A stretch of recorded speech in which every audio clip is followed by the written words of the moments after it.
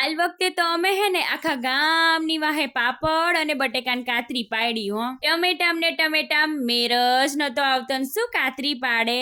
તો જોવો બટેકાની કાતરી પાડવાની હતી ને એટલે મમ્મી ભાભુ અને બા હે ને બટેકા સોલવા માટે બેહી ગયા.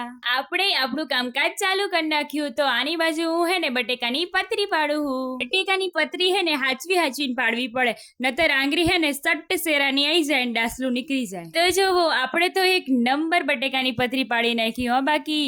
અને હેને થોડી જારી વારી પાડી. પછી હે ને ઈ પતરીને 3 પાણીએ ધોઈ નાખી. બટેકાની પતરી હે ને અમે આગલા દિવસે પાડીને મૂકી દીધી હતી. બીજા દિવસે સુરજ દાદા ઉગ્યા. મમ્મીએ તો હવારે 7 વાગે ચૂલા ઉપર તપેલું મૂકી દીધું. તપેલામાં પાણી, મીઠું અને ફટકડી નાખી દીધી. પછી પાણીને ઉકળવા દીધું. પછી નાખી દીધી બટેકાની પતરી. બટેકાની પતરીને આપણે 10 મિનિટ સુધી બફાવા દેવાની હે.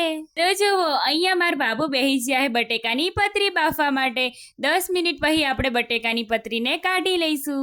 હવે હે ને બટેકાની પતરીને પાથરવાની હે. તો અહીંયા જો અમે લઈ લીધો હે ખાટલો. ખાટલા ઉપર હે ને હાડલો પાથરી દઈશું.